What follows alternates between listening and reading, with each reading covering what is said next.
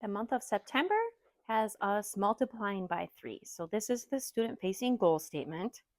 Once they realize they can do that and you've tested them, they can color in the whole square.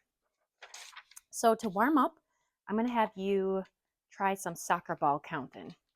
And the reason for that is sometimes we say to students like, hey, count by threes and solve. So like 3 times 4, they'll go 3, 6, 9, 12. But this is 1. So when you say 3, 6, 9, 12, this is really what you mean. 3, 6, 9, 12. That way they start to connect quantity to that finger. So you can have them just like give little stacks to everybody, have them practice counting by threes. You can put the multiples of threes out for them so they don't get stuck. But you also can teach the concept of stress counting. So let's say they go 3, 6, 9, and then they can't remember what's next.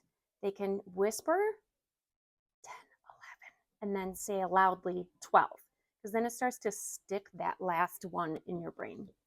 So that's a fun little warm up. Take like a minute, no more than a minute or two.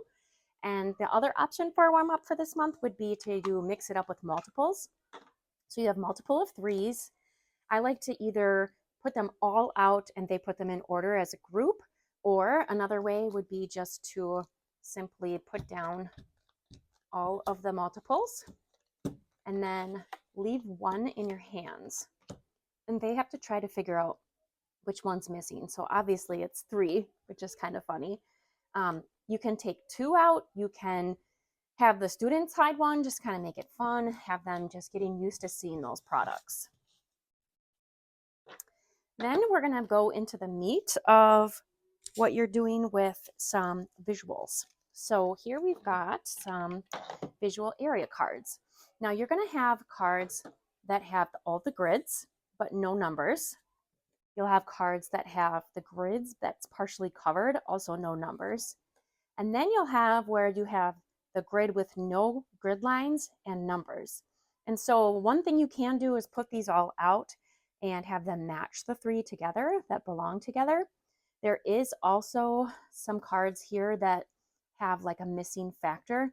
You're not going to use these for this part. This is going to be for division. So you can have them solve, you can have them write expressions, have them write equations, whatever you think you need with each group. But basically the idea is to get them used to 3 rows, 5 in each row. I barely ever use the word columns, just rows, how many in each row. And that will help with multiplication further down the road.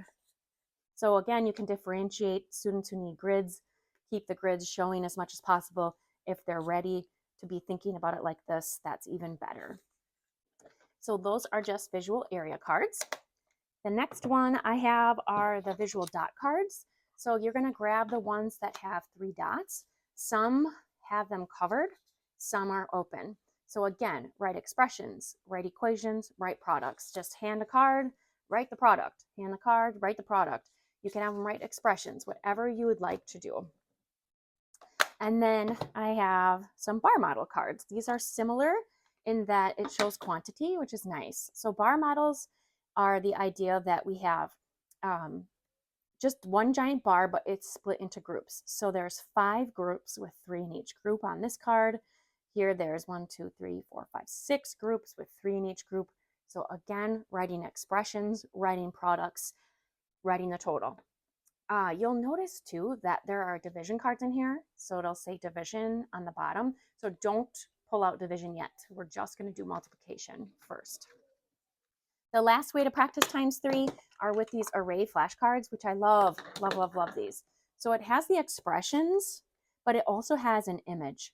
If you feel like they need that image, keep that there, but then eventually you can sort of cover it with another card or cover it with a Post-it to see if they can solve it. But sometimes it's nice to leave it showing at first so they can skip count like 3, 6, 9, 12, 15, 18, 21, 24. So these are wonderful. Then by the end of the month, just check, do they know their times 3s? If they do, they get to color it in. And as they're getting it, you don't have to be calling those kids up to your table. It's okay to let them do something else. And that's it for the month of September.